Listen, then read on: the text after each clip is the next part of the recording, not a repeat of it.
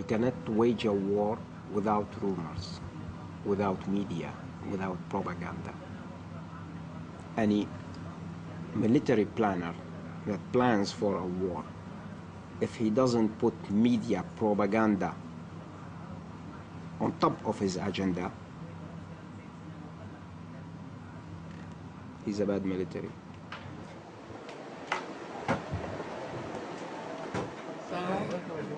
Okay, 30 fine. seconds. Okay, I'll give you a countdown. 10. 9. Not yet, Ahmad. Not yet.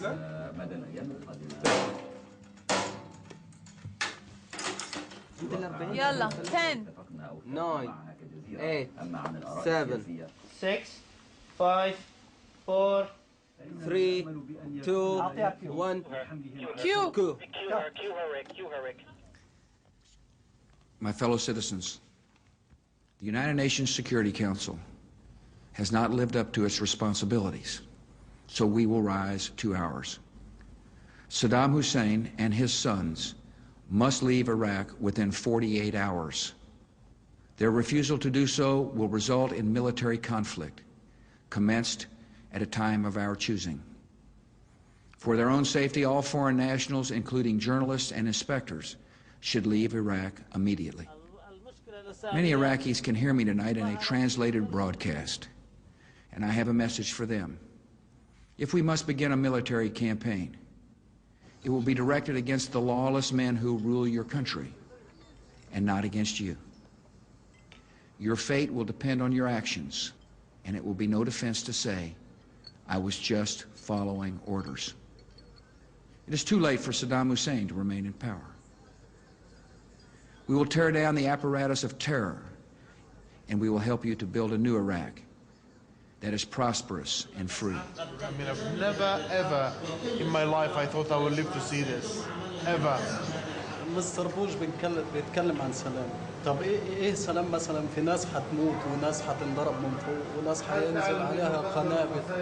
طب وبالنسبه لموقف العرب بقى الافتراض العرب ساكتين وراضين ونايمين. لما يكون واحد عنده حماس مستعد يعادي اي واحد. الحق ان انت مثلا تتكلم 100% يا اخي انت تكون قاعد في بيتك بقول لك انت تطلع من بيتك هتخش اقف انا. هو المشكله الوقت مش في صدام يا جدعان، المشكله في الشعب اللي هناك. يعني هو بيقول له اطلع كده يا اخي. ده لو فضل 10 في العراق باقيين حيين هيكون صدام في وسطهم. ندعي من الله عز وجل ان ربنا ينصره. هو صدام حسين في الاول كان ان شاء الله باذن الله ربنا غلطان اللي انا اخش اغزو الكويت وترك ده معاك اللي هو لكن كل الموقف اللي هو فيه دلوقتي To find now people, you know, just normal workers, not intellectuals, you know, basically saying that Saddam is our hero, that says something. And America managed to, well, the American policy and the Bush managed to galvanize people towards Saddam in a way that is just so amazing. It's amazing.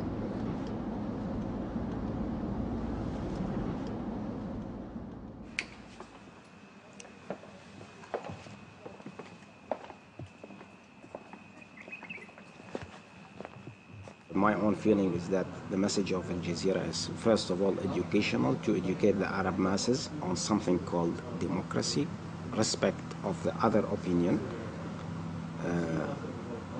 the free debate, really free debate, no taboos. Nothing is called taboo. Everything should be dealt with intelligently and with openness, and to try by using all these things to shake up these rigid societies, to awaken them, tell them, wake up, wake up. There is a world around you. Something is happening in the world. You're still sleeping. Wake up. This is the message of Al Jazeera.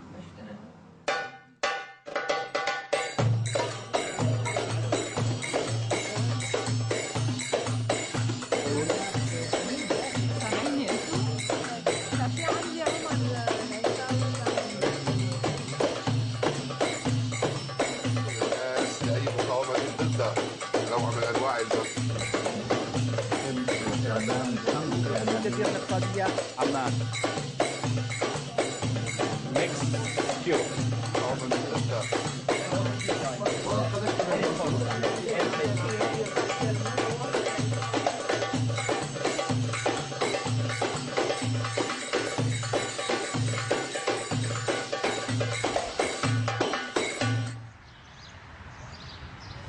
هو حاطط 5 باي ميستيك قمنا 6 هي تبعتك بدك شيء. اوكي. وداليا بالنسبه للتاشيره حق المصورين، المصورين سافروا ولا لا؟ حصلت الموافقه ايه وممكن يسافرون. بلغنا حسين جاكر يروح يراجع السفاره ياخذ التاشيره. هم مش عارفين الاغراض. هذا الجميل هذا النواحي بس. هذا بس النواحي. Some of the equipment we're taking to Baghdad. يا استاذ العزيز هذه ما فيها مشكله. هذه ما فيها This is our working gear. هذه فيها خرب علشان الدم يعمل. So when are you going to Baghdad? But I don't think we're gonna wear all this, you know, this and camera. I don't think so. اللي نبغى نحطكم بالصوره بالتالي. احنا كل مواقعنا اللي موجوده بالموصل وبغداد وبالبصره ابلغنا الجهات المعنيه في واشنطن. البنتاغون عن طريق المكتب. عن طريق المكتب وبلغناهم برسائل رسميه. وين اللوكيشن بالنسبه لمكتبنا في بغداد؟ وين مكتبنا بالنسبه للمراسلين اللي موجودين في البصره واللي موجودين في الموصل في اي فندق. ازيك ابراهيم؟ الحمد لله على السلامه يا اخي. لا لا اي نو يو. انا ماشي مع الجماعه دول على سنت كوم. اوكي I will not يعني involve الجزيرة في أي حاجة. don't worry. اوكي سيد. thank you.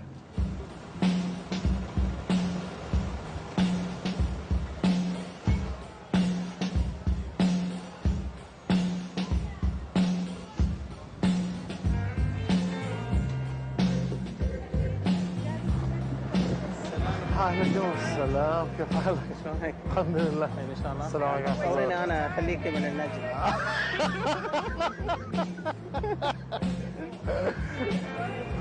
What are these people preparing for a concert or something? Sandcom Blues.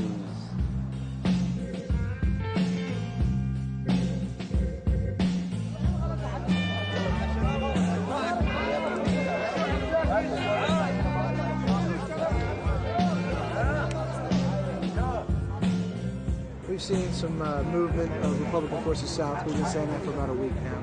There are a number of suspicious sites throughout Iraq that we have sensitive site exploitation teams.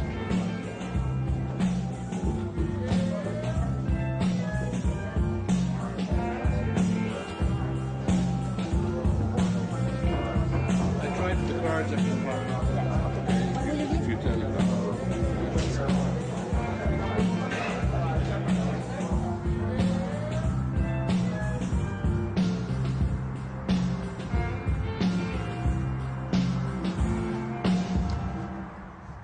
Have you gotten any information on whereabouts of the Saddam Hussein and the regime leaders?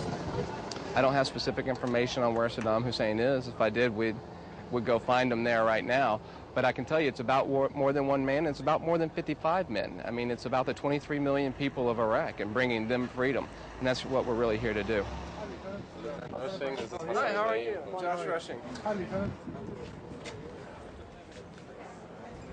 Hi. I was your colleague in BBC World a long time ago. Yes, a very long time in Bush House. Yes. Yeah, how are you? Fine, how are you? Who are you working for? Jazeera. Of course.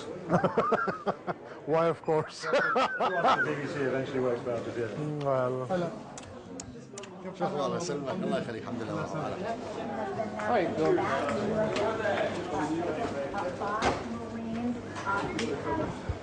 We believe that Iraq has weapons of mass destruction, that they had the will to use them against us. When? What do you mean when? When did they use them against you? That they have the will to use them against us? How? When? I mean, do you think Saddam? When you say someone has the will, that's like saying... I mean, Saddam was threatening the U.S. with weapons of mass destruction? Yes. When? That's news to me. I'm sorry. Now this is news to me. Okay. When did Saddam threaten the U.S. with weapons of mass destruction? Oh, I see. I'm sorry. I misunderstood your question. We believe he had the will to give them the forces to use against us, and Well, go ahead. I'm just conveying to you what people are saying. They're saying that the U.S. is inventing a purpose as it goes along. At the beginning, it was weapons of mass destruction, and then the whole thing transformed into removing Saddam from power. So why do they think we're doing it? What do they think our motives are? no one knows. I mean, people think you're there. People think you're there to basically control the oil of Iraq, control the Iraqi foreign politics, to control the region. I won't back down off of my point when we talk about our intent in this, in what we're doing. We're not here to occupy an Arab land. We're not here to take their oil. We're not here to kill Arabs or take mosque or any of the other myriad of reasons.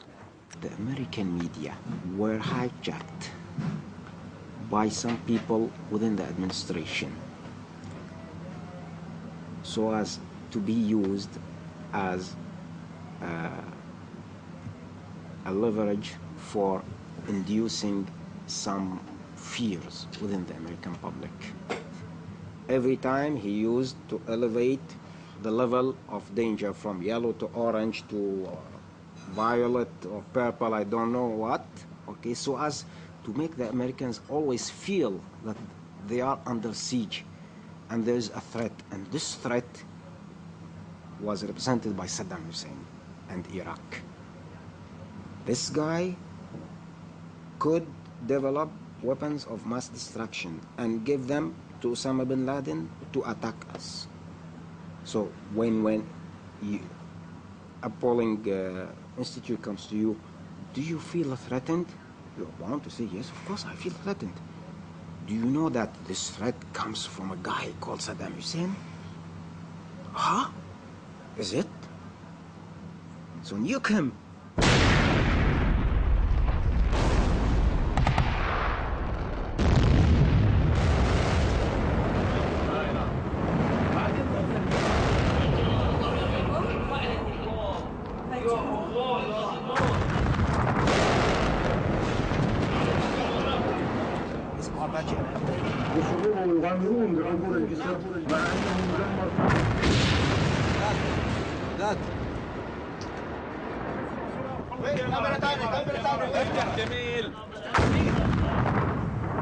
بغداد بغداد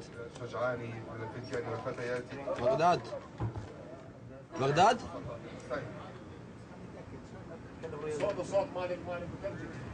وين المايك ماجد؟ ايوه لا نعم سامعك والله بس المايك راح من النور. في شيء عندك؟ بغداد؟ قصفوا الان 3 صواريخ متتالية على هدف واحد. اوكي عنده 3 صواريخ قصف يقول لك. خيت. Yes, they failed to get Saddam. See, what they were hoping for is 40 cruise missiles falling on Baghdad, then 400 paratroopers going in and finishing the job. Well, that failed.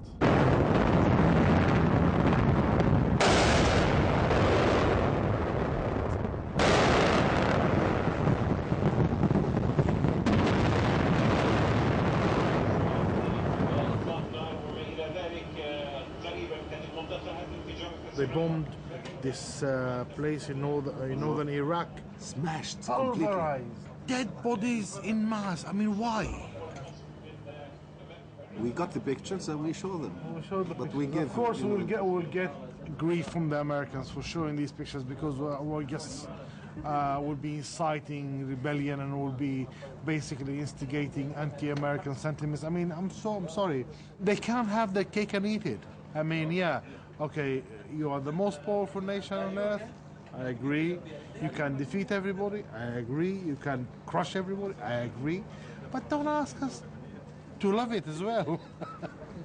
But the question is, who's going to stop her? Or to stop the United States? Who's going to do that? United States. You need a new group. You need a powerful group. The United States is going to stop the United States. I have absolute confidence in the American Constitution. And I have absolute confidence in the ability of the American people. The United States people are going to stop the United States empire. Make way, make way, come on. Make way, make way, make way, make way. Civilian casualties are being reported on the battlefield through a number of sources. We regret the loss of any civilians on the battlefield, and we've done all that we can reasonably do to prevent that from happening either from the air or on the ground. But we know for certain that there have been civilians killed in this operation because of the decisions taken by the regime to put them out in front, to hide behind them, to use pregnant women to blow up cars at checkpoints. We've seen this happen on the battlefield. Those are not being investigated by us at this point in time. Thanks very much, ladies and gentlemen. Have a good day.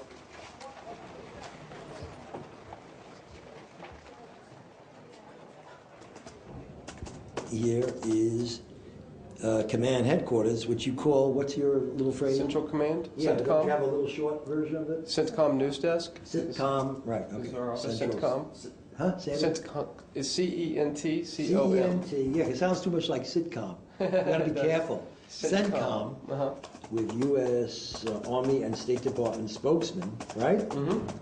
I've gone live on Al Jazeera, and their questions were extremely combative. They are biased towards Saddam's regime. I will give you one example. When they cut away to commercial, they have a probably a 30 to 60 second montage of video that plays. Promo video. It Promo is montage. American warplanes, American bombs exploding, American tanks going across the desert, and then a baby child with bandages on her head crying. And it never shows Iraqi troops. You never see a wounded POW. No, you don't see Iraqi troops, taking hostage families or forcing people to fight or firing on their own. That brings us back to my first point. Nobody has those pictures. We as Americans, given all the historic, psychological, political problems vis-a-vis the Arab relations, have to work a little harder. And I repeat, every one of these damaging assertions, and I have no reason to disbelieve them, because there's no reason why Saddam Hussein and the Ba'athist regime isn't doing it, isn't using human shield. But nevertheless, we don't have a picture of it. And that's why pictures of these things are so desperate.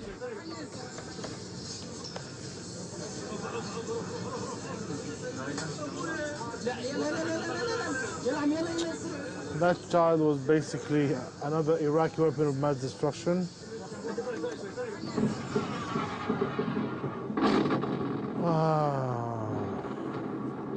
Democracy.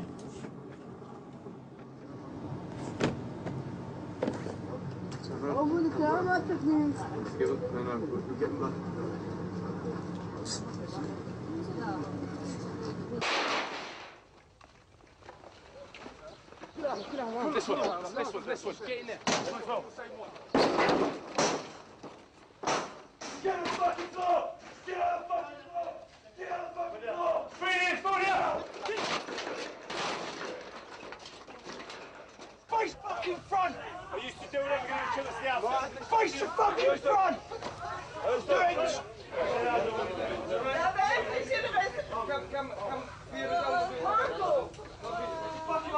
So here's my point. This guy Saddam is probably the biggest threat to Arab Muslims that exist on the planet today. Right. He's probably killed more Muslims than anyone on the planet today. Question. Yeah. No question about it. So Al Jazeera should be reporting him as that rather than protecting him as that, because I think they owe it to their audience to say, this is a threat. This is a bad guy. If the Muslim world doesn't know it, that's because they're not reporting it.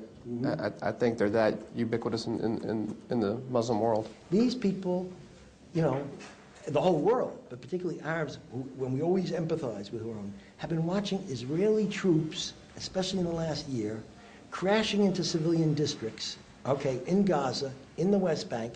So what they saw was an Israeli army, which is highly technological, right? And the officers are all European looking, like you look, like I look. And these images, unfortunately, in the psyche, in our psyche, are mingling now. And the Israeli soldier and the American soldier become one image. And the Palestinian civilians who are being brutalized somehow blend into the image of this collateral damage, or accidental bombings. And it all becomes one image. And that's disaster for the American side of it in Arab perception.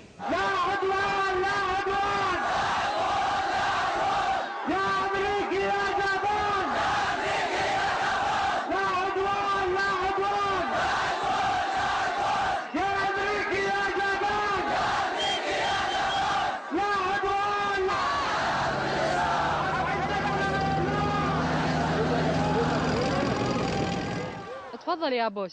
شوف هذه المآسي، ترضى بهيك شيء انت؟ ترضى بهيك شيء ظلم؟ انت اكو عندك انسانية؟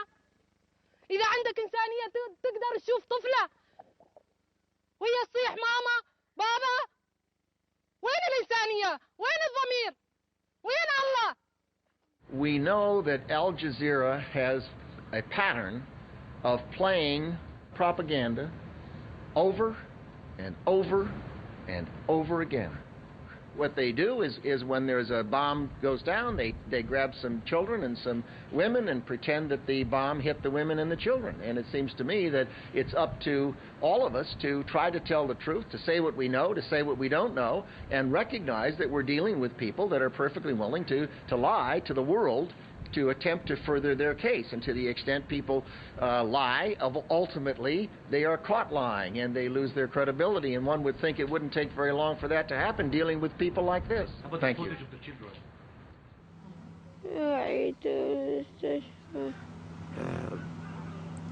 We wanted to show that any war has a human cost. Okay? We focused on that. There is a human cost, because we care for the Iraqi people. We are not like Rumsfeld, who says we care for the Iraqi people. He doesn't care at all. Okay? We care for them. We are Arabs like them. We are Muslims like them. Your heart can be with your people. Your soul can be with your people. But as a journalist, your primary duty is to get information. Absolutely right. Otherwise, you would be something else. You'd be a soldier or a diplomat. I know what you mean by professionality. Okay, I am representing my station, but I am also representing my people. You want to help your people, get information for your people, get news for your people. Yeah, and don't, hey, he's a nice guy, the lieutenant, you know, don't hesitate. Go to him and say, I really appreciate it if you could interview him. He'll get on camera in front of you. You know, but just don't be combative, that's all. Smile and be friendly. We are facing war here, you know. I know, but you know what I mean. I'm talking about the Yeah, but you were advising me to smile. Well, yes, but I meant... How could I... No, I don't really mean that. How could I didn't smile? really... How could I No. smile while Yeah. my people will be killed in but I Iraq, don't- you know?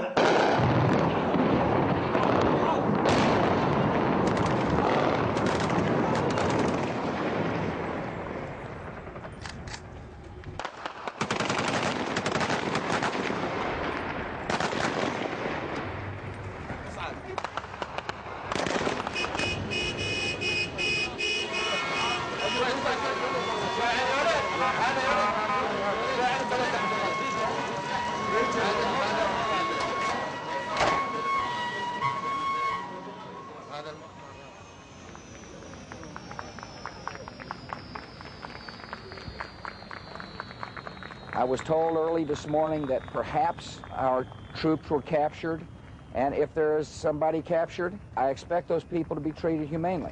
Bill and then Mike. Iraqi TV has shown what appear to be American POWs and also what appear to be American dead. I expect them to be treated, the POWs, I expect to be treated humanely. And just like we're treating the prisoners that we have captured humanely. I don't understand. Yes? I don't understand. From where you came from America? From Kansas. Please. Why do you come? Because I was told to come here. I just follow orders. You come to kill Iraqi people? No, I come to fix broke stuff. And I told to shoot only if I'm shot at. And they shot at me first, so I shoot back. I know what to kill anybody. What's your name? Specialist Joseph Hudson, 585-650287. Where do you come from? Coming from El Paso, Texas. من أين أتيت؟ أتيت من تكساس. Say again? Why do you come from Texas to Iraq? لماذا جئت من تكساس إلى I العراق؟ follow orders. شنو اسمك؟ What's your name? Edgar. What's your name? Edgar. سمعنا عن اسمه أنت from any country? My name is Edgar from United States.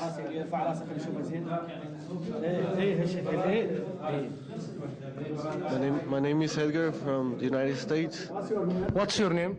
Sergeant James Riley.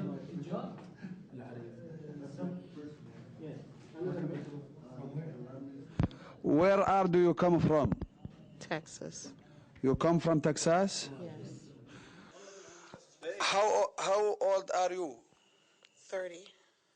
Yes? 30 سنة. إذا مشاهدينا كانت هذه الصور التي حصلنا عليها من التلفزيون العراقي والتي تظهر عددا من القتلى والأسرى الذين سقطوا في معركة في الضواحي الناصرية في جنوب Rumsfeld is saying parading the footage of the captives is a violation of the Geneva Convention. What do you call Guantanamo Bay? What do you call the Iraqi soldiers paraded yesterday on American television? What do you call bombing a city without authorization from the UN Security Council? Now there's a Geneva Convention. The decision by Al Jazeera to broadcast such material is deplorable, and we call on them to desist from future broadcasts of such a nature. Are we sure about this news? Are we sure? Okay. There's a lot of pressure, obviously, on Al Jazeera to withdraw those pictures. Were you surprised by the reaction to those photographs? I think they were understandable. The reactions didn't really surprise me. If you're an American and you're seeing dead Americans, of course it's going to affect you and you're going to have an emotional reaction. But, you know, let the people understand that this is a war and people are dying. It's not a clean war. It's a very messy war. It will continue to get messier. Your journalists have a position on the war. Are they capable of being objective? That's a good question, but I ask the same question. I'll answer the question by asking the question. Are any U.S. journalists objective about this war? Are any of the news broadcasts that I tune into not taking a position on the war? And that's absolutely shown. Does that justify your position then? No, but I'm just trying to show that this word objectivity is almost a mirage.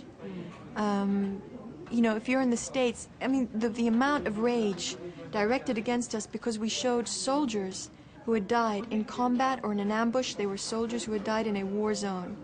There was rage directed against us. If there was no agenda, if there was true neutrality, there would be a welcoming of any and all information from all sides. The night they showed the POWs and the dead soldiers, Al Jazeera showed them. It was powerful because America doesn't show those kind of images. Most of the news in America won't show really gory images, and this showed American soldiers in uniform strewn about a floor, a coal tile floor, and it was revolting. It was absolutely revolting. It made me sick at my stomach. And then what hit me was the night before there had been some kind of bombing in Basra, and Al Jazeera had shown images of the people, and they were equally, if not more horrifying, the images were. And I remember having seen it in the Al Jazeera office and thought to myself, wow, that's gross. That's bad. And then going away and probably eating dinner or something, and you know, it didn't affect me as much. So the impact that had on me realizing that I just saw people on the other side, and those people in the Al Jazeera office must have felt the way I was feeling that night, and it upset me on a profound level that I wasn't as bothered as much the night before. It makes me hate war, but it doesn't make me believe that we're in a world that can live without war yet.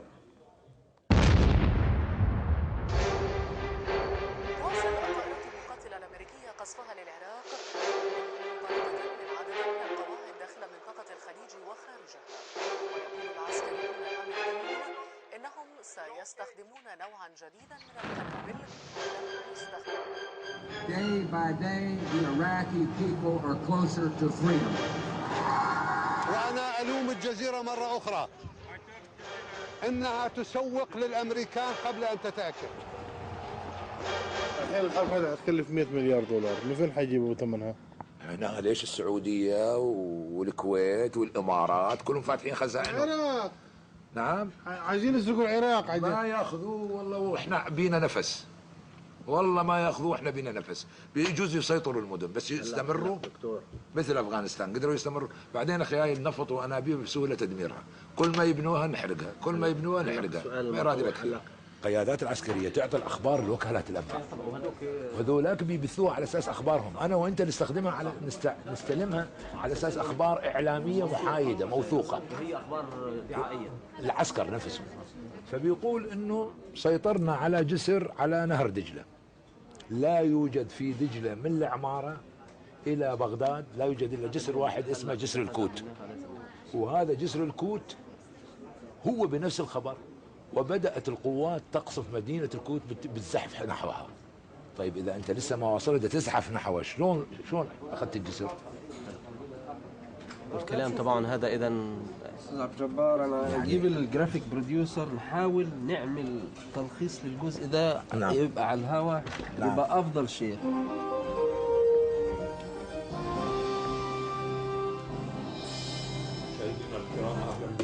من جديد، ونحن نواصل هذه التغطية لتطورات الحرب على العراق. جاء في الأخبار اليوم حتى نأتي على القوات يقول هذا الخبر إنه 30 كيلو متر على المشارف الجنوبية لمدينة بغداد، بس هو ايش قد المشارف الجنوبية لمدينة بغداد؟ هو بكيفه يقدر يسويها 100 كيلو متر. Run a free cut. Thank you, Rima. Well done. Good job. Al Jazeera has been critical, but at the same time they've been quite open to us, inviting the US government officials to speak directly on their channel and express the American point of view. And that's good. While we may disagree with certain editorial policies that they follow, we do have respect for them as an institution that has wide reach in the Arab world. And as such, we feel the need to have their points of view and the points of view of some of their guests balanced by our own points of view.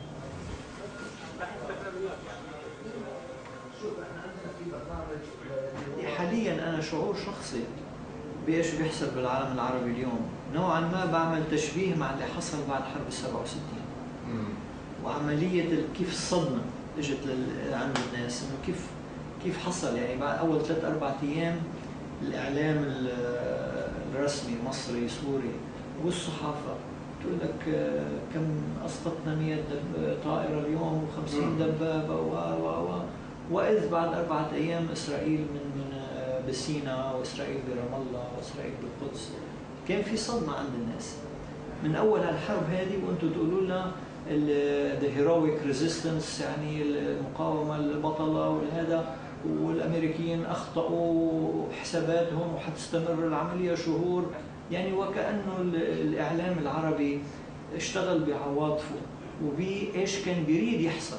معلش يعني مثلا قضية أن البصرة احنا سمعنا التحليلات أن خلال يومين راح تسقط، كون أن الشيعية موجودة فيه ولا شيعي، وأنا أعتقد أن الوضع اختلف تماما أخ نبيل، يعني احنا حتى لما نحلل كل واحد تبقى له رؤيته ووجهة نظر. What do you think? This war, American and British people lose the war. Will lose the war? Yeah. Why? You lose the war. Why? Why? Because Iraqi have these are the Shia of southern Iraq who are receiving the Americans with flowers. Force. You lose the wars. We now watch Al Jazeera, and I can tell what they're showing, and then I can tell what they're not showing by choice. Same thing when I watch Fox on the other end of the spectrum. I know which of the stories that we put out that they're picking up on and which ones they're not giving much bounce. It benefits Al Jazeera to play to Arab nationalism because that's their audience, just like Fox plays to American patriotism for the exact same reason. American nationalism, because that's their demographic audience and that's what they want to see. The part that disappoints me is that Arab nationalism has to include the anti-Americanism.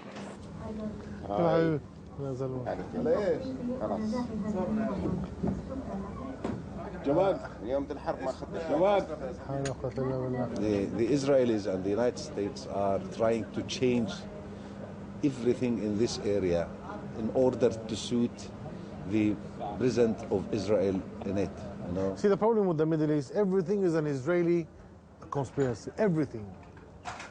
if a water pipe breaks in the center of Damascus, it will be blamed on the Israelis, instead of blaming it on our incompetence. And don't tell me it's Americanization. I mean, yeah, America is dominating, but the rest of the world is not castrated. People are against this war, and people are resisting. And people matter. I hope everybody in the world will get the American passport one day, so this world will be quiet. God. This is a defeatist attitude. Eventually, you will have to find a solution that doesn't include bombing people into submission.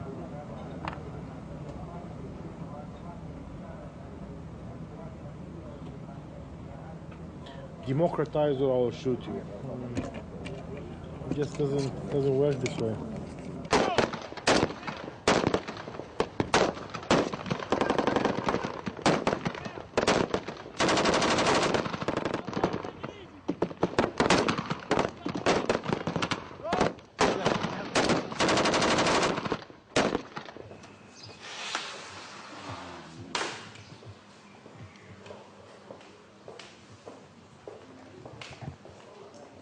حرام عليك، ما هو حطوا عندنا حطوا اول دقيقتين بالنشر. طيب مش قلت لك الساعة 4 بكون هون؟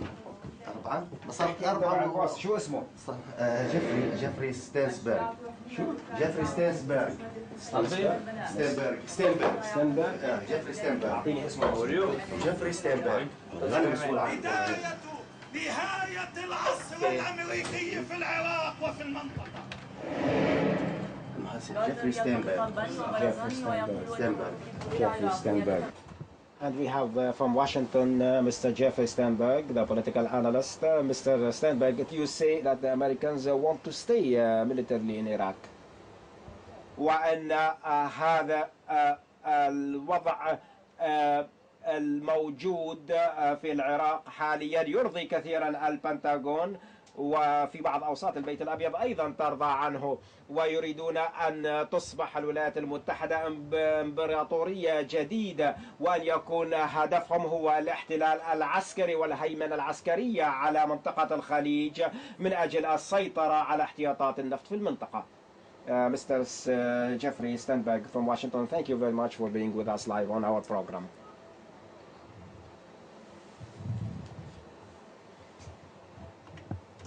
That's it. I don't think he was the right guest.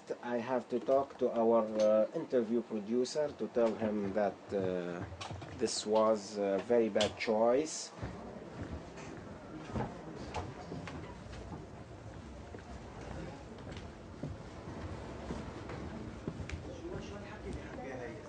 انت منين جايب لي هذا؟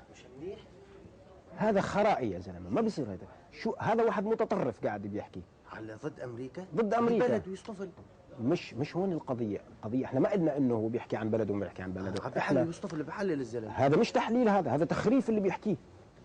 هذا بيحكي تخريف، فيش فيه منطق، فيش فيه توازن. اللي بيحكيه كلام مش منطقي هذا. ليش بيحكي لك عن بلده وهو عايش؟ لا حبيبي، لا لو جبت مش هيك. لا مش هيك.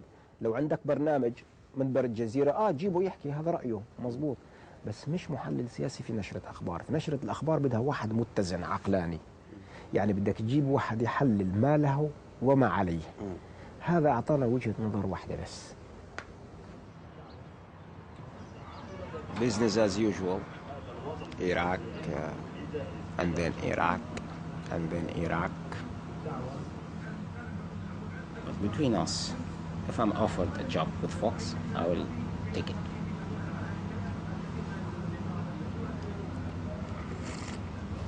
To change the Arab nightmare into American dream.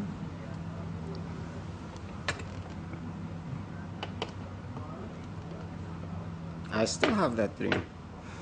Maybe I will never be able to do it, but I have plans for my children.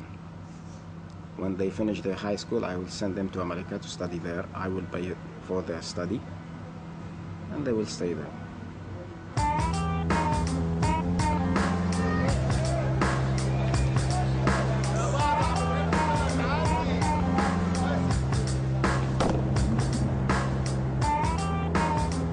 I really think the big thing for my generation is for these two perspectives, my perspective, the Western perspective, and the Arab perspective, to understand each other better.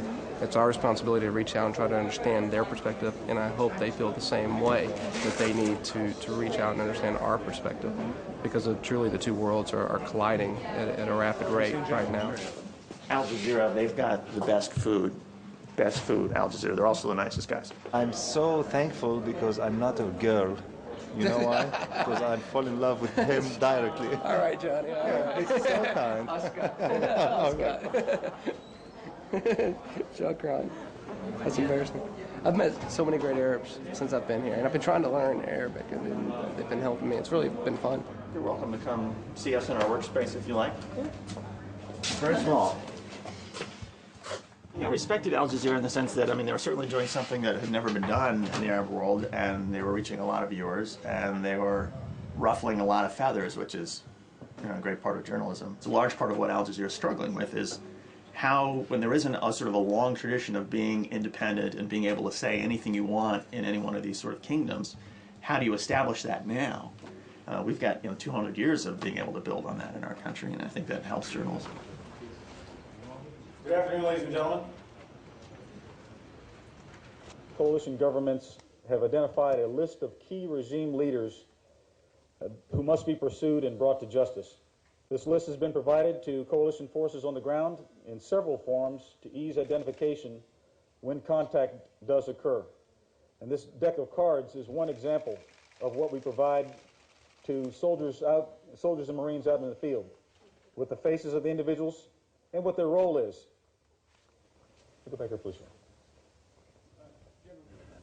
Your deck of 55 most wanted, does that include the former information minister? Because every pack needs a joker.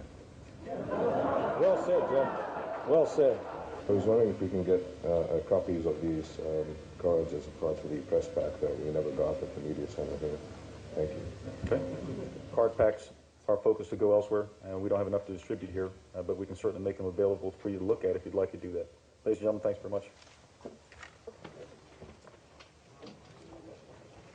This argument has gone in there. We've just spent the last 10 minutes talking with the general, and he's not giving up the pack. But if you've only got one pack, could we just have them mounted on a board and just put them on the wall, and we can all just have a look then? We've had this discussion for the last 10 minutes. Just borrow it for half an hour and take pictures. Okay. And then give it back to him. I know how to say no in several languages. I can just keep repeating it. So that's where we Well, okay, but that is unbelievably inept to do that. To do that. No, I'll be sure to convey your thoughts to him. Well, do. This Okay. isn't just a military operation, it's a media operation. And that is an incredibly inept thing to do, to offer that up and then not have them available.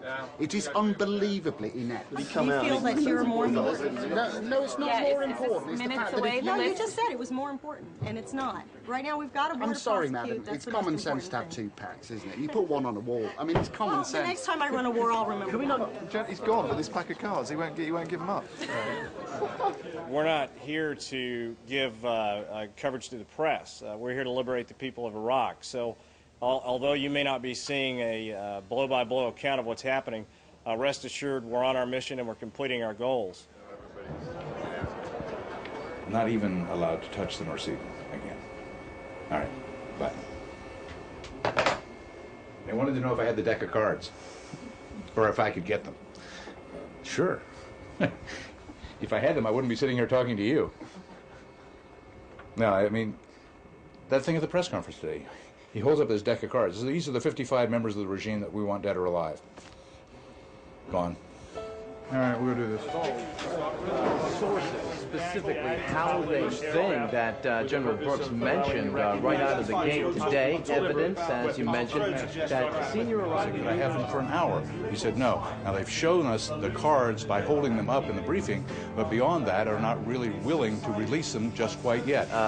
We haven't gotten actually to look at the cards up close yet. Of course, one question it raises was who's going to be the joker in the pack. They say the list includes all of the regime's top leaders and many more. They are experienced in policing these kind of operations.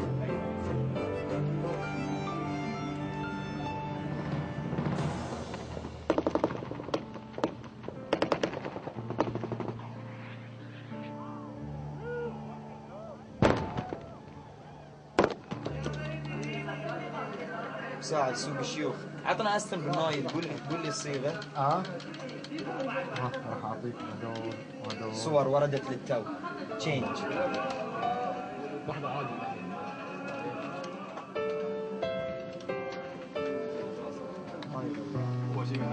وينهم اصلا؟ وين سويت يا طلع؟ ران 5 ران 3 from beginning and stand by please. الحزن يخيم على عاصمة الرشيد، وحالة من الكآبة ترتسم على محيا أهلها الذين استنزفتهم عمليات القصف المتواصلة وأحالت حياتهم إلى جحيم، غير أنها لم تكثر من عزيمتهم. طارق أيوب، الجزيرة، بغداد. Major Bertrand, what is the situation now in Baghdad? We are operating in and around the city of Baghdad, and that we have had special forces on the ground in and out of the city of Baghdad for some time now. Thank you very much, sir. Thank you, sir.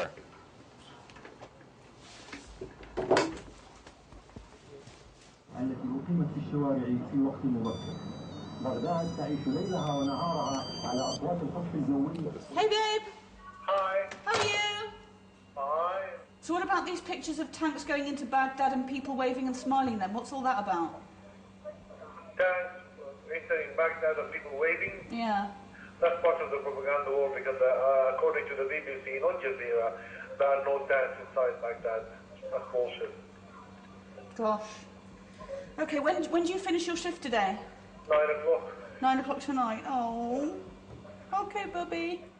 وأعتقد أن السؤال الأول الذي سيوجه اليوم إلى البريغادير جنرال فينسنت بروكس أن يعطينا اليوم دليلا مرئيا عبر شريط فيديو عن السيطرة التامة على مطار بغداد الدولي، وأيضا عن توغل ودخول القوات الأمريكية إلى قلب بغداد.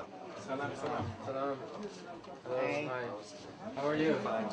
Good. So how's everything going? We didn't know what's going on. You said something, Iraq said something. What's happening? We want to know what's going on. The operation continues, you know? We are in Baghdad.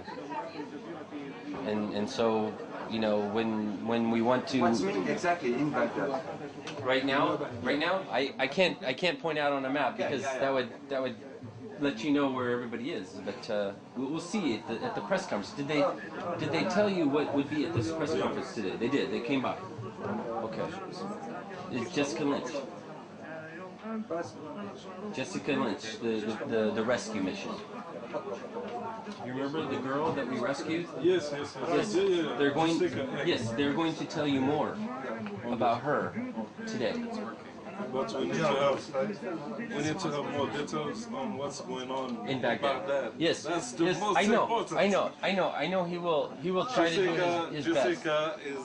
I know. Okay. In the situation that we're talking about here with Private Lynch, as you know, on about the 23rd of March, her 507th Maintenance Company was ambushed. A number of the members of that maintenance company were killed, a number captured, and a number were unaccounted for, she being one of them.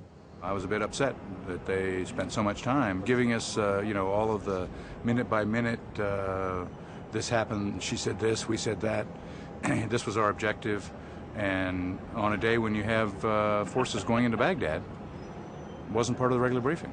I can't give you any better answer than that. I'm pretty comfortable. I know where those guys were. Beyond that, I'm going to leave it there. Good try, though. Seems like there's an effort to manage the news in an unmanageable situation. They tried it in the first Gulf War, or this time it was supposed to be different. Thank you very much for giving us that level of detail about Jessica Lynch. I had a couple follow-up questions about her. They buried the lead, and they're pretty good at it. Hi, how are you? Fine. Do you have 5 minutes for French daily newspaper? Sure. I'm from Libération.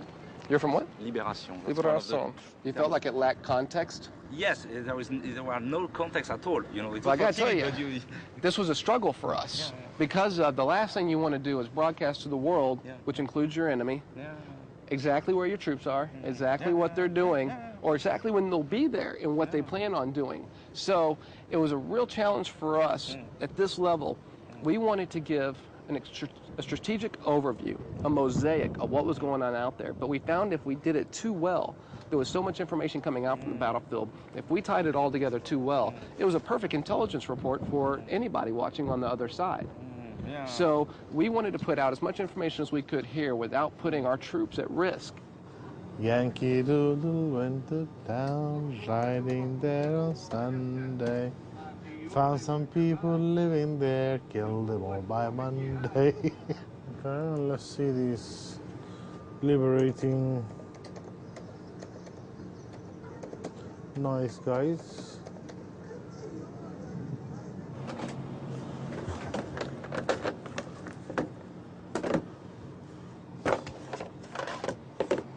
That's how Mr. Bush is preaching his democratic war.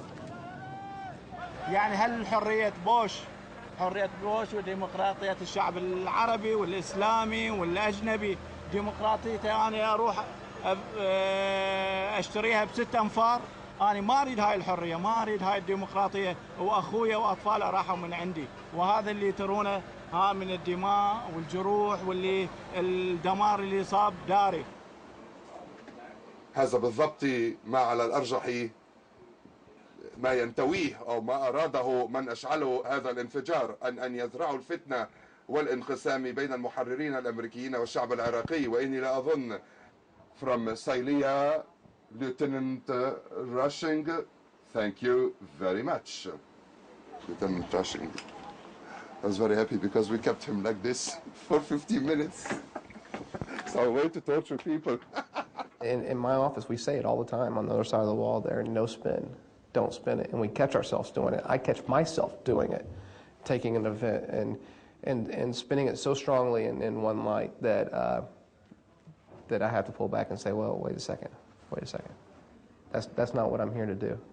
But when you feel that a reporter is trying to present it in a very certain light, then you end up having to defend it kind of in a polarizing effect like I was talking about, way over on this side of middle, so that the story will hopefully end up back in the middle. See what I'm saying? I mean, this morning it was the funniest report ever. BBC. And he was surrounded by a bunch of Iraqis and they were saying, chanting against Bush. But he didn't know Arabic. So he heard the name Bush. And I'm surrounded by a bunch of children cheering President Bush. Then they weren't saying, they were basically cursing Bush. Allah il'am Bush, Allah il'am Bush. And he thought they were cheering Bush. Goddamn Bush, goddamn Bush. If you've got Al Jazeera, day after day after day, pounding the people in the region with things that are not true, which is what they do, it isn't easy. Free media means nowadays for people like Rumsfeld, Bush, and Cheney, is the media that is there to defend the values of these people. They believe in these values. So for them, defending these values is right. Obstructing the progress of their own agenda is misinformation. Down! Down! Get down!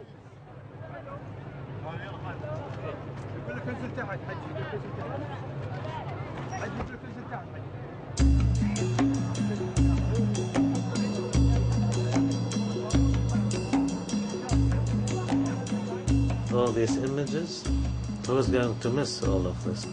I mean, everybody has a satellite dish on. Even a simple Bedouin can run it on a generator in the middle of the desert. They can see for themselves now. The Americans, they'll just radicalize people more and more. There'll be no more room for people like me who speak softly and rationally. The people will push the likes of us aside and they take things into their own hands.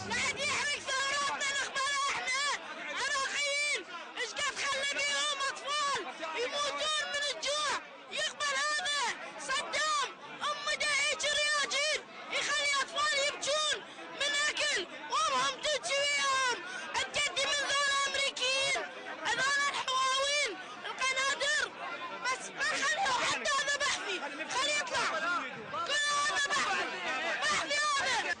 believe me, nobody is crying over Saddam Hussein. Nobody is going to cry over any Arab leader. But the problem is, it's really degrading to an Arab to watch another Arab capital ransacked. Did we ransack the capital? You bombed the hell out of Baghdad. We bombed the hell out of Baghdad with the most precision munitions in the world. We could save a lot of money. We could have bought, what, 100 normal bombs, what we pay for one of the precision bombs. They were incredibly accurate those precision compared bombs to the killed carpet so many bombing. civilians, my friends. Compared to the carpet bombing of Germany, the carpet bombing of Tokyo. I mean, the number of civilians killed, I mean, it is no justification. When a viewer sees that, see, the bombing of Dresden was before the days of television. Since Vietnam, the picture has changed. And now in the Arab world, of course, we've come to discover the wonders of television much later than the rest of the world. And when you see the massacres in Palestine and how people are butchered, the idea of another Arab capital occupied is really fueling anger. Truth ultimately finds its way to people's ears and eyes and hearts. And I don't worry about that over the long term. Does it make me sad to see television saying things that are flat not true, and people printing things in that part of the world that's flat not true? Children being taught things that are flat not true? Yes, it bothers me.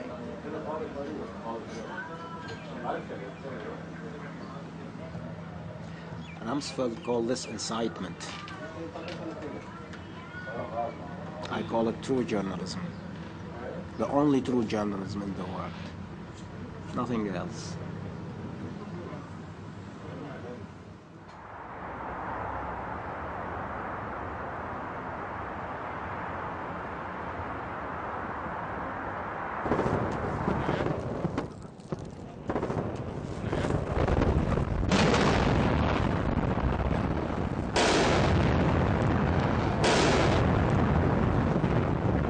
At 6:21, I received a phone call from our correspondent in Baghdad saying that there's a big fight around our office in Baghdad. So I put them on air live, and we heard everything, all the fighting going on, but none of our correspondents was able to go on top of the roof so as to be with us live, because they said it was too dangerous. But they said if we can sneak out, we can try to manage it.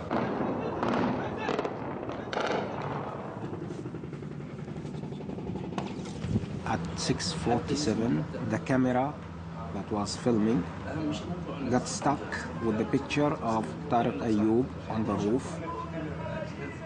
شيل الكاميرا شيلها عن طارق، طلعها على الجو، طلع الكاميرا على الجو على المكان التقليدي على I shouted at them, telling them to move the camera out of the face of this guy because he has nothing to do with the event, the fighting.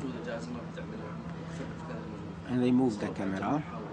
كمان كيف الصورة عندك الآن تحت شايف؟ 10 minutes later, I was on the phone with the other correspondent, and he said there's a plane turning over us, and now it's coming towards us, and he said, picking down, nose down, which means a formation of attack.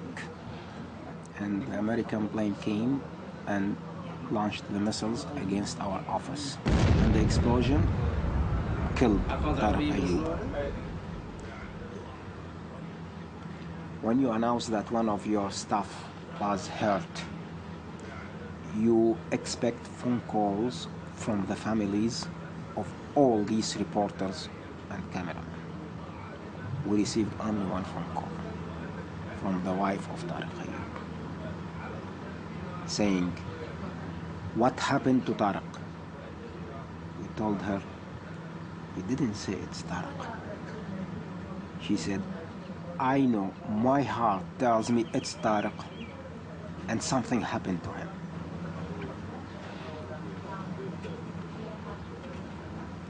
What can you say, Talha?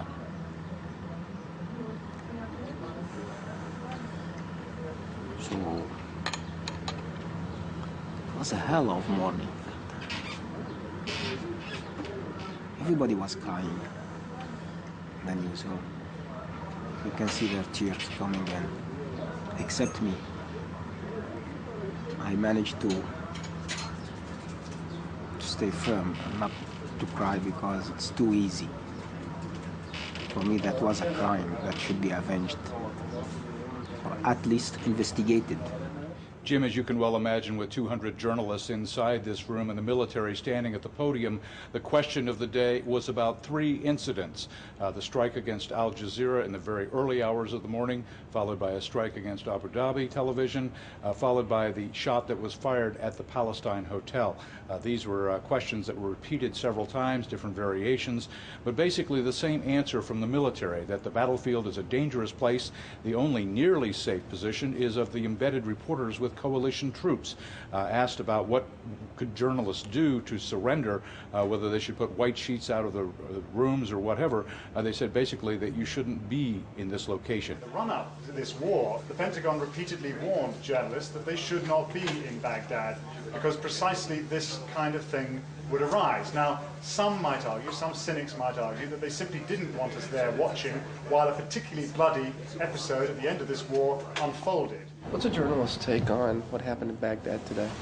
When you talk about killing 3 journalists with 3 separate strikes, journalists tend to stick together, and just like soldiers stick together. I wonder how those 2 houses and why they were targeted, the Abu Dhabi and Al Jazeera. Were they taking fire? I didn't get my question answered. Omar, the Americans are releasing a statement that says, according to commanders on the ground, coalition forces came under significant enemy fire from the building where Al Jazeera journalists were working, and consistent with the inherent right of self-defense, coalition forces returned fire. Sadly, an Al Jazeera correspondent was killed in the exchange. I've just faxed it to you on your fax, so it should be there now. Give it to the producers. Okay? All right, good. Bye. The first objective of sending these missiles on the offices of Al Jazeera is to tell Al Jazeera, you're not siding 100% with us against Saddam Hussein, so we are going to punish you. We are sending these missiles on you to kill people. Okay? We have received the message. We acknowledge the receipt of this message. If we really wanted to shut down media coverage, our army of tens of thousands could do it. We electronically jam or do whatever we want to do. But if the end is what they want, is to shut down they want to turn the media off. I mean, by firing into a group of journalists, you turn the media up. So I don't think so. I don't think so. We cannot compete with the United States of America. We are a tiny channel in a tiny country. What can we do? We just shut up and try to go on, do our job. That's it. Welcome, colleagues, and thank you for attending what is a grave period for us all, I believe. Our late Tariq lived and died for his and our professional integrity. Let's hope it wasn't all in vain. I think we're open for questions now. The lady over there. Thank you. I'm Ann Bernard from the Boston Globe newspaper in the U.S. And as a journalist, I'm sorry for what's happened. What I wanted to know is, what is the latest communication you've had with representatives of the U.S.? Are you satisfied with their apology? Was there an apology? We have been expecting for a while for the results of an investigation, which unfortunately came, and judging by the reports of eyewitnesses, it doesn't really fly. And we are hoping that perhaps more light will be shed in the future on the issue. Now I think we managed to contact the wife of our late colleague Tariq. She will deliver a message through telephone from Amman in English for you. Please, my husband died trying to reveal the truth for the world. Please do not conceal it for any conditions, not for the public opinion, not for the American policy, not for the British policy. Please be honest only for this time, for the sake of all those people who died. Innocent people, not military, not militia, not people in the army. Please tell the truth. Only this once. Thank you very much. you all could be Tariq. Let's not let that happen. Let's do something about it. طارق يا شهيد يا طارق يا شهيد عنك والله ما بنحيد عنك والله ما بنحيد يا طارق يا حبيب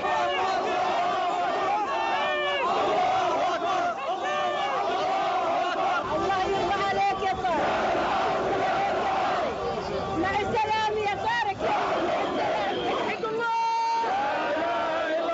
وحد الله لا إله إلا الله لا إله إلا الله لا إله إلا الله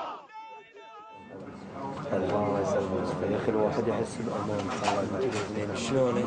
شو اخبارك؟ ويلكم باك ويلكم هوم ويلكم هوم وي ميس يو جايز حبيبي ار موست ويلكم يو ار هوم حبيبي. تشربون شيء؟ كوفي تي شو حمار كوفي حبيبي. I was in Baghdad first, then I went to Mosul city. And people are very nice. People are very nice, but they after hitting our office in Baghdad, everybody was scared. They didn't want to receive us because they said you are targeted. So if you start your machines here, the American airplanes will target you. This is shame. This is shame. We are media. We are not supposed to be targeted. No, we are not ready. Hold on. فينا ناخذ صورة بغداد؟ Max.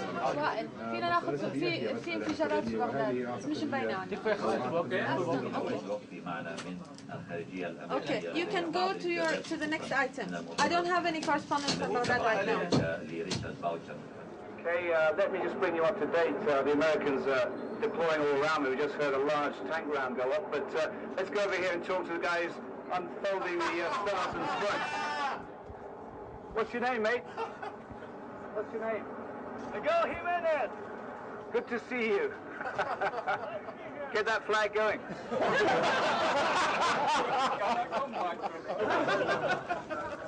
Incredible.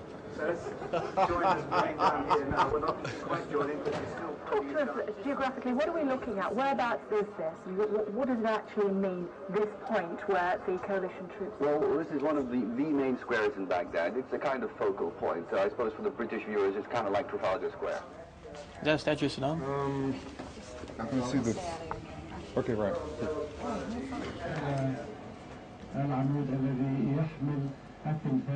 يا زلمه ما فيش عسكري، ما فيش حارس، ما في بوليس بلديه يدافع.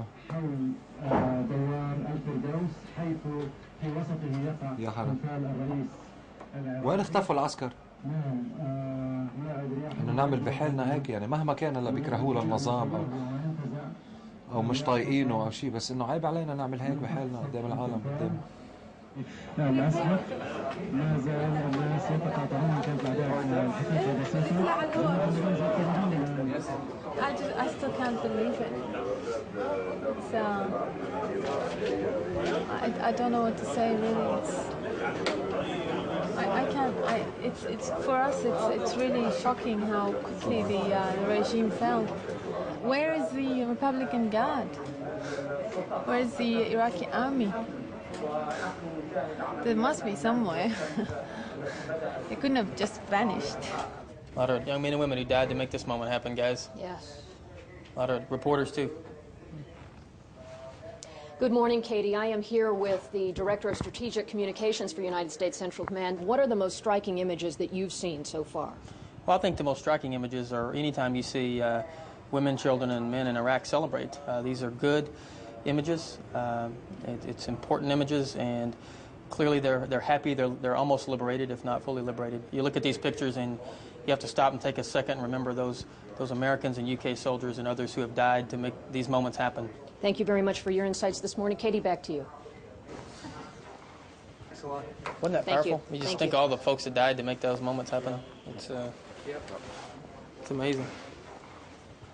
Is that okay? Yes, come back to us, though. Thank you. You did great. You did great. The Americans played the media element intelligently. On the 9th of April, the American troops went down the Firdaus Square. It was a show. It was a media show. After having bombed Al Jazeera and some part of Abu Dhabi television, they did their show. they brought with them some people, supposedly Iraqis, cheering up. These people were not Iraqis. I lived in Iraq. I was born there. I was raised there. Okay? I can recognize an Iraqi accent.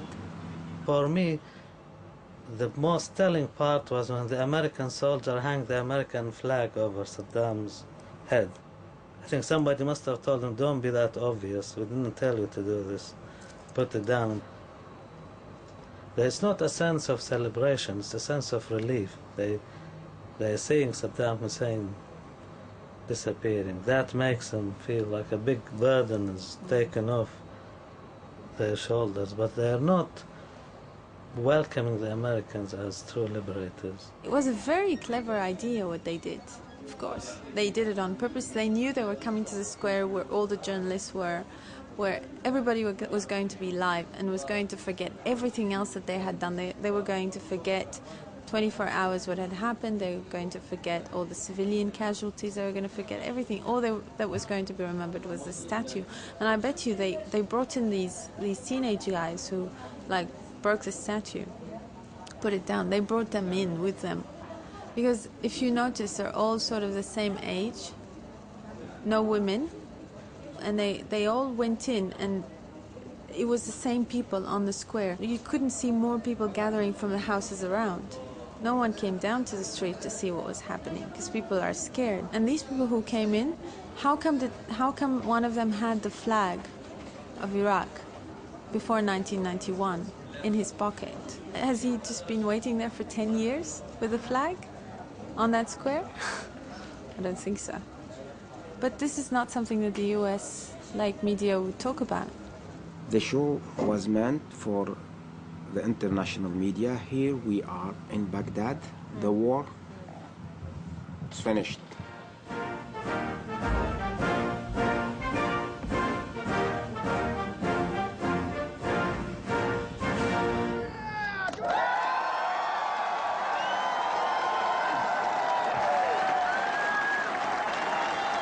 Thank you.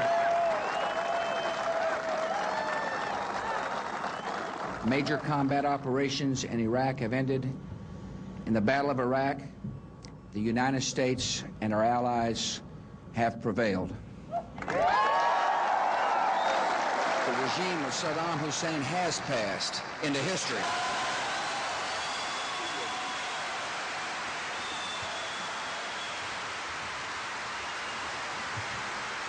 Thanks to the courage and the might of our military, the American people are more secure.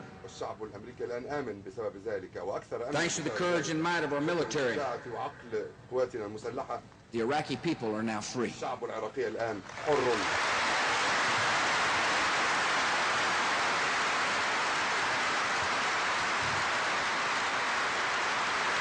that Iraq is liberated, the United Nations should lift economic sanctions on that country.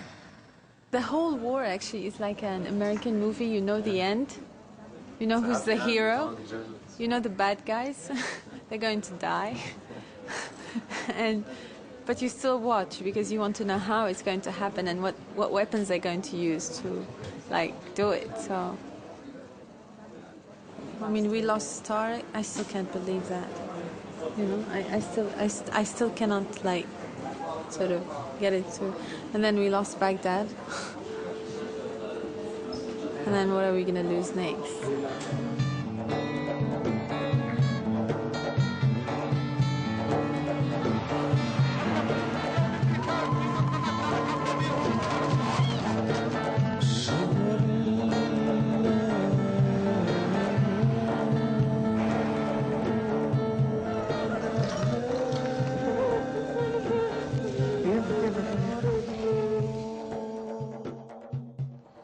Do you know where the Baghdadis and the people of Mosul and how they're organizing their lives as from maybe this morning or this afternoon?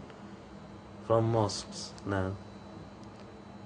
They're using the loudspeakers. There is no other way of communication. There is no government, no authority, no civil order. They're carrying sticks and things to defend their property.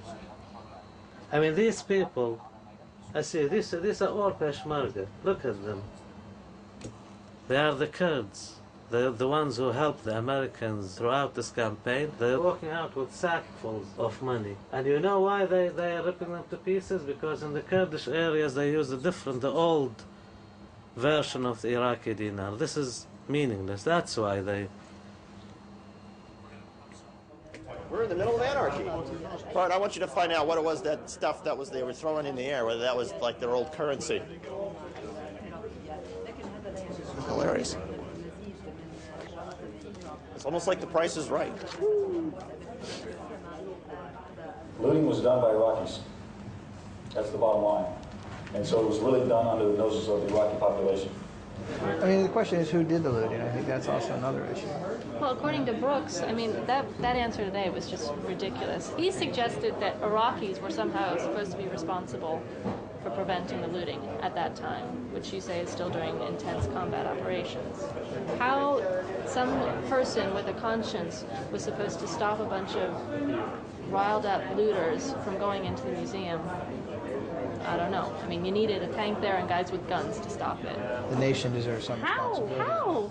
You guys took over the city. How can you expect people to, like, stand up and you try? don't think the looters are at all responsible for The what looters happened? are, but the people who didn't want it to be looted shouldn't be held responsible for preventing the No, I chaos think that we stand erupted because together you then. guys went in. There is a responsibility there of the Iraqi people to create their own situations where they protect their cultural sites. We don't want to occupy Baghdad. But you are. We don't want to keep troops here. But you are occupying it right now. Well, as we speak, you occupy Baghdad. Which is something you want us to do because you want us to stop the looting. No. Or regardless, I mean, you do. If we pulled out the looting and the reparations at this point, you do or you would don't. hold me quite responsible. So I'm not wrong in saying that you occupy Baghdad right now. Okay. You do occupy Baghdad. So when you do report that, you say right now, and that it's temporary, right? Regardless, maybe you can justify that to me. I understand you. I understand where you're coming from. I understand the West. I understand the mentality. I understand the American army. I understand what's going on. I understand Iraq. But to an average viewer, what do they see on television? American tanks in the center of Baghdad. That's what they see. That's what I'm trying to convey to me, you. an occupation would be us rolling in the center of town and raising the American flag. Try to put yourself in the place of an average Arab viewer. The Arab viewer sitting in a coffee shop in Cairo, Damascus, Amman, Khartoum, Morocco. Just that simple viewer, that simple I see person. what you're saying. You're not talking facts. You're talking their perception. Yes. I see how it could be perceived as that. I do. But there's a feeling in America that there's instability in this region. Do you hear what I'm saying, though? That there's I do. instability, and so. But they're going to the wrong place. It's the Arab-Israeli conflict. I absolutely agree with you. But why don't they want to do anything about it? They're doing nothing about it. And it's increasing the anger. If I get out of the Marine Corps and do anything, I want to do something with the Palestinian issue. I don't think Americans are getting good information about it. I really don't. But no American connects the Palestinian issue and this issue. They're completely different. They might as well be on different sides of the world as far as they're concerned, but I've yet to meet anyone in this part of the world that sees them as not the same issue. Everyone here sees them as the exact same thing.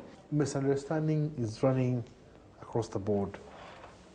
And it's so complex. That's why I'd like to talk about it more. Will you be around in 1 hour? Or how long do y'all have? What time? Oh my goodness, 5 o'clock. You're welcome to have dinner or whatever. Oh, I would love to. I don't think we can leave base, though. Really can't. No. My wife, Kathy, lived in Jerusalem. Oh, yeah? Speaks perfect Hebrew. Oh, wow. And you'd really love talking to her, really. I'll ask, see if I can get permission. If you get permission, you're more than welcome. Okay. Thank you very much. Okay, and I'll be back in an hour. Thanks. Okay. History tells us that human beings have short memories. Who thinks now in the United States about what happened in Somalia in 1993? Nobody. Who thinks about what happened in Bosnia-Herzegovina? Nobody thinks about that. History is written by the victors. All what will be left from this war are just scripts and some history books. And that's it. Anyway, good seeing you. I hope we meet again. life will continue, will go on. There will be other problems. There will be other things to think about. ها؟ هناك مطر شوف لا لا بلا مطر اسمع لا لا لا لا لا مش مصدق الصراحة شيء غريب جدا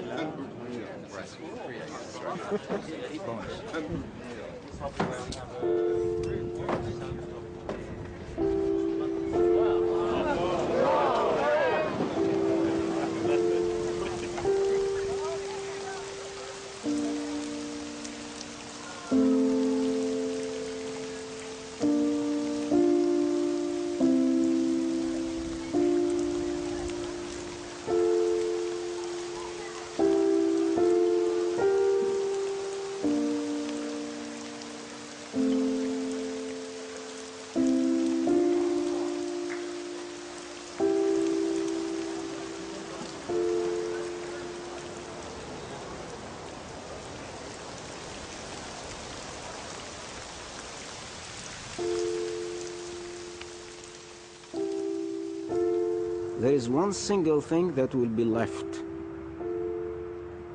Victory. That's it. People like victory. They don't like justifications. You don't have to justify. Once you are victorious, that's it.